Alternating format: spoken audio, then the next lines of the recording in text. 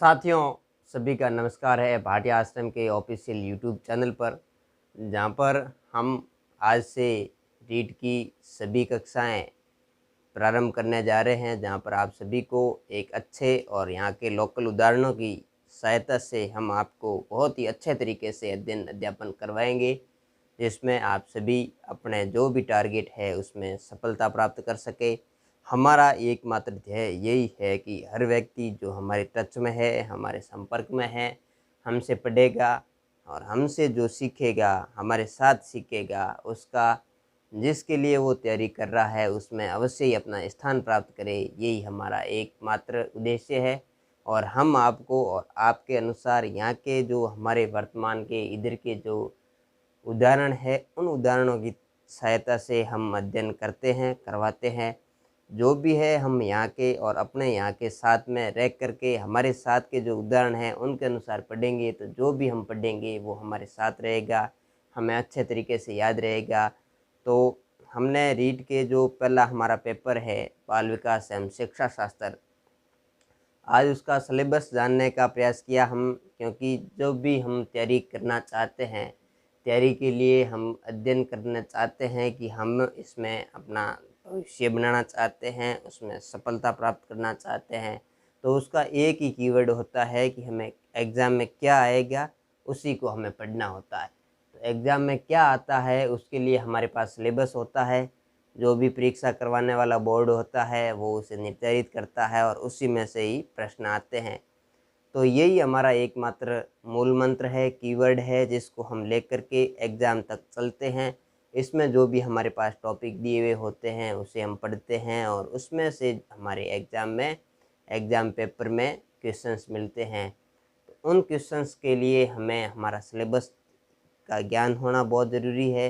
तो हमने सोचा कि बाल विकास एवं शिक्षा शास्त्र की शुरुआत करने से पहले हम इसका सिलेबस एक बार जान लेते हैं, ताकि हमें पता चले कि हमें क्या क्या पढ़ना है और कितना पढ़ना है और कैसे पढ़ना है। इसके बारे में हम आज आपसे बात करते हैं, इसके बारे में जानते हैं कि हमारा बाल विकास एवं शिक्षा शास्त्र का सिलेबस क्या है और कितने नंबर के प्रश्न आएंगे और कितनी इकाइयाँ हैं और कौन कौन से टॉपिक है।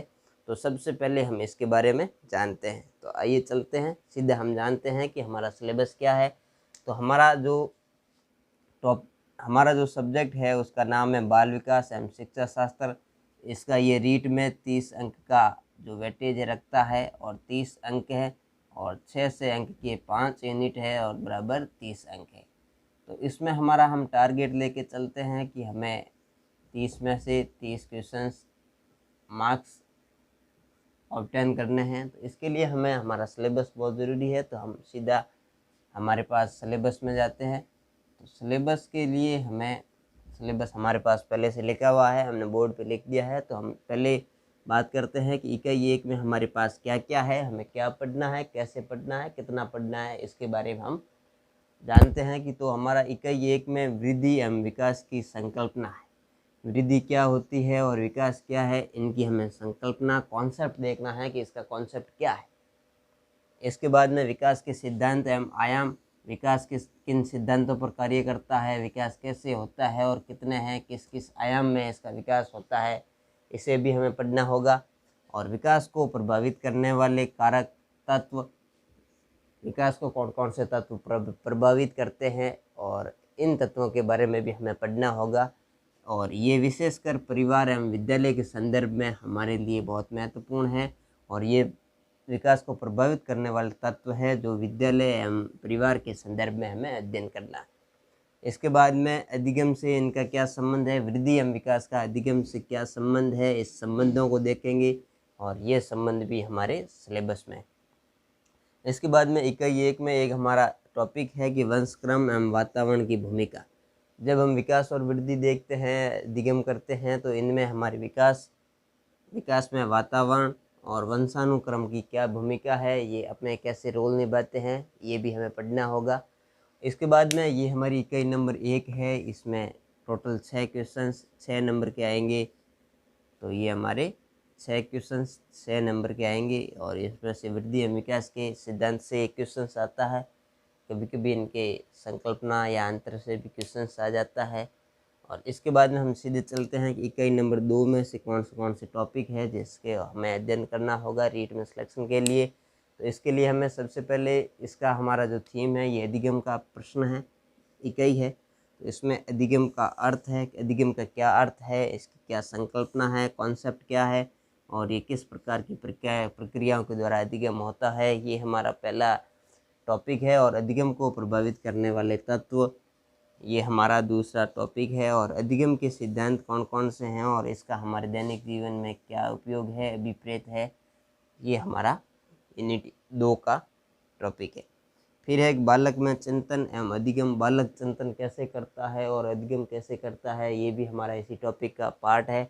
फिर है अभिप्रेरणा एवं अधिगम, अभिप्रेरणा और अधिगम के बारे में ये भी विस्तृत है हमारे पास। अभिप्रेरणा से एक क्वेश्चन आता ही आता है, अधिगम का भी एक क्वेश्चन आता है। ये इकाई नंबर 2 भी हमारे पास 6 अंक की है। और फिर हम थ्रू है इकाई 2 के बाद में हम बात करते हैं इकाई 3 की। तो इकाई 3 में हमारे पास व्यक्तिगत भिन्नताओं के संबंधित पूरा सिलेबस है। तो व्यक्तिगत भिन्नताएं हमारे पास होती है तो इनका अर्थ, प्रकार व पहचान, इनकी पहचान कैसे कैसे की जाती है। व्यक्तिगत भिन्नता का मतलब होता है कि प्रत्येक व्यक्ति अपने आप में अलग है, सभी व्यक्ति एक जैसे नहीं होते, हर व्यक्ति की अपनी अलग अलग विशेषता है, किसी की अपनी कमी है तो किसकी अपनी खूबी है, हर व्यक्ति अपने में अलग है। तो जो व्यक्तिगत, हर व्यक्ति एक दूसरे से अलग है उसे हम व्यक्तिगत भिन्नताएं कहते हैं। तो उसका क्या अर्थ है, क्या प्रकार है और उसकी पहचान कैसे की जाती है, इसका हमारी इकाई नंबर 3 में है। फिर है व्यक्तिगत भिन्नताओं को भाषा, जाति, लिंग, समुदाय के आधार पर समझना। व्यक्तिगत भिन्नताएं भाषा, जाति, लिंग एवं समुदाय के आधार पर हमें समझना है कि इनके आधार पर व्यक्तिगत भिन्नताएं कैसे होती है। ये हमारा इस इकाई नंबर 3 का जो टॉपिक है एक। फिर है हमारा व्यक्तित्व, ये बहुत अहम टॉपिक है जिसे अंग्रेजी में पर्सनालिटी कहते हैं। तो पर्सनालिटी की संकल्पना और व्यक्तित्व के प्रकार व व्यक्तित्व को प्रभावित करने वाले तत्व और व्यक्तित्व का मापन, ये हमें इसमें ऐसे कहें कि व्यक्तित्व पूरा है हमारे पास। पहले तो व्यक्तित्व की संकल्पना समझनी है, फिर व्यक्तित्व के प्रकार, ये कितने प्रकार का होता है व्यक्तित्व, और विभिन्न वैज्ञानिकों ने व्यक्तित्व को किस किस प्रकारों पर बांटा है, व्यक्तित्व के प्रकार और इसके व्यक्तित्व को प्रभावित करने वाले तत्व, व्यक्तित्व को कौन कौन से कारक तत्व प्रभावित करते हैं जिससे व्यक्तित्व में निखार आता है या कमी आती है, अच्छा होता है। तो ये व्यक्तित्व को प्रभावित करने वाले तत्व। फिर हमें व्यक्तित्व का मापन करना है। व्यक्तित्व मापन की विभिन्न प्रकार की जो विधियाँ हैं उन विधियों की भी हम इसमें बात करेंगे। तो व्यक्तित्व मापन ये भी व्यक्तित्व का भी एक पार्ट है, इकाई नंबर 3 का एक टॉपिक है। फिर है हमारे पास बुद्धि, इकाई नंबर 3 में बुद्धि बहुत ही अहम टॉपिक है। बुद्धि टॉपिक में से एक प्रश्न बहुत ही आने की बहुत ज़्यादा संभावना है। तो बुद्धि की हमारे पास, बुद्धि में क्या क्या है, तो बुद्धि की संकल्पना है, बुद्धि का कॉन्सेप्ट, बुद्धि के सिद्धांत, किसने क्या क्या सिद्धांत दिए, बुद्धि का खोज पहले किसने की, और फिर बुद्धि का मापन, बुद्धि का मापन कैसे किया जाता है, इसके मापन। फिर है एक हमारे पास बुद्धि का विशेष सिद्धांत है, एक बहुआयामी बुद्धि का सिद्धांत और इसके अभिप्रेत। बहुआयामी बुद्धि हमारे जीवन में कैसे काम करती है, व्यवहार में कैसे काम आती है। तो ये बहुआयामी बुद्धि का एक हमारा सिद्धांत है, वो उसे हमें विशेष रूप से पढ़ना है। और पिछली रीट 2017 में इससे एक क्वेश्चन आया था। और इसके अभिप्रेत, ये हमारी बुद्धि हमारे दैनिक व्यवहार में कैसे काम आती है, क्या काम आती है, तो ये क्या कैसे कार्य करती है। ये इकाई नंबर 3 भी हमारे पास टोटल 6 अंक की है। यूनिट नंबर 4 का जो हमारा सिलेबस है इसमें से भी 6 क्वेश्चंस आएंगे और 6 एक क्वेश्चंस 1 नंबर का होता है, ये भी 6 नंबर का है। और इसमें हमारे जो है विविध अधिगमकर्ताओं की समझ, कि जितने भी हमारे पास अधिगम करता है उन सभी की समझ कैसी है, पिछड़े हुए बालक किस प्रकार से आगे आ सकते हैं, कैसे अध्ययन कर सकते हैं, और मानसिक रूप से जो पिछड़े हैं, जो मानसिक रूप से पिछड़े हैं, जो और प्रतिभाशाली है, सृजनशील है, वंचित एवं अलाभान्वित वर्ग के जो बालक है, विशेष योग्यजन है, विशेष योग्यजन बालकों का, इन सभी का जो अधिगम हम किस प्रकार से करवाते हैं, ये कैसे अधिगम करते हैं और इनमें अधिगम की क्या क्या कठिनाई आती है ये इसमें बारे में विशेष रूप से योग्य ये इस यूनिट का जो अहम है। और अधिगम की किस किस प्रकार की कठिनाई आती है, हमारा सिलेबस इकाई नंबर 4 में विशेष जो ये अधिगम करता है विविध प्रकार के, और जो अधिगम की कठिनाइयाँ हैं इसके बारे इसमें भी हमारा ये सिलेबस का एक अहम पार्ट है। और जो कठिनाइयाँ आती है तो उसको हम किस प्रकार से समायोजित करते हैं, तो इसमें हमारी अगला टॉपिक है समायोजन की संकल्पना एवं इसके तरीके। हम किस प्रकार से समायोजित करते हैं, समायोजन करते हैं, और किस प्रकार से जो बालक असमायोजन की स्थिति में आ जाते हैं तो उनमें कौन कौन से प्रकार की समस्याएं आती है उसका अध्ययन इसमें किया जाएगा। और समायोजन में अध्यापक की भूमिका, एक अध्यापक है वो किस प्रकार से बालकों को समायोजन कर सकता है, कैसे समायोजित कर सकता है, क्योंकि अध्ययन करने के लिए समायोजन की भूमिका अहम होती है और इस समायोजन में विद्यालय में अध्यापक की भूमिका अहम होती है।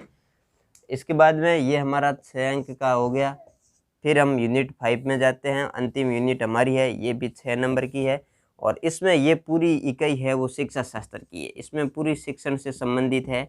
ये हमारी यूनिट शिक्षा शास्त्र से संबंधित है और ये यूनिट हमें अच्छे तरीके से याद करनी है, क्योंकि ये जो सिलेबस है हमारे हिंदी में भी इस प्रकार के हैं और जिसके इंग्लिश है उसमें भी आएंगे, संस्कृत है और मैथमेटिक्स में भी, पर्यावरण में भी। इसमें से अहम मुख्य है जैसे शिक्षण अधिगम की प्रक्रिया, कि हम शिक्षण अधिगम कैसे करते हैं, उसकी प्रक्रियाएं कैसी कैसी है, इसका ये हमारा इस सिलेबस का भाग है। और राष्ट्रीय पाठ्यचर्या की रूपरेखा 2005, इसके संदर्भ में एनसीएफ 2005 के संदर्भ में हम शिक्षण अधिगम की व्यू रचनाएं, शिक्षण कैसे करना है, किस प्रकार से करना है और शिक्षण की क्या क्या विद्या है, एनसीएफ 2005 के अनुसार जो शिक्षण की विद्या है उसका भी अध्ययन हम करेंगे। और वेरी इम्पोर्टेंट क्वेश्चंस टॉपिक है हमारा ये आकलन, मापन एवं मूल्यांकन का अर्थ, उद्देश्य।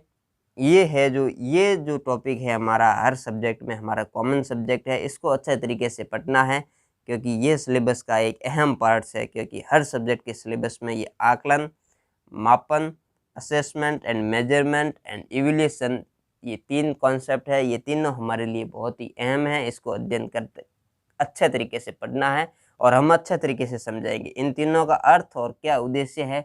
इसके बाद में समग्र एवं सतत मूल्यांकन, सीसी जिसे हम कहते हैं, कंटिन्यू एंड कॉम्प्रिहेंसिव इवैल्यूएशन, इसका भी अध्ययन हमारे टॉपिक में है, इसके लिए ये भी हमारा सिलेबस का पार्ट्स है। इसके बाद में उपलब्धि परीक्षण का निर्माण, कि हम उपलब्धि परीक्षण का जो निर्माण है किस प्रकार से करते हैं, ये भी हमारा सिलेबस का पार्ट्स है। इसके बाद में हमारे क्रियात्मक अनुसंधान है, एक्शन रिसर्च है। और इसके बाद में सबसे अहम महत्वपूर्ण हमारा शिक्षा का अधिकार अधिनियम 2009 में हमारा ये एक सिलेबस का एक भाग है कि अध्यापकों की भूमिका एवं दायित्व। आरटी 2009 के अनुसार हमारे अध्यापकों की क्या क्या भूमिका है एवं क्या क्या दायित्व है। तो इस वीडियो आपको अच्छा लगे, सिलेबस अच्छे तरीके से समझ में आ गया हो तो लाइक, शेयर एंड कमेंट करना नहीं भूले। और ये आपका अपना है, इसके लिए इसे सब्सक्राइब करें और बेल आइकन को दबाना ना भूले। सब्सक्राइब करें और जो भी आपके समझ में नहीं आए, सिलेबस से संबंधित क्वेरी हो और आगे हम इसका विधिवत तरीके से तैयारी करवाएंगे। तो धन्यवाद।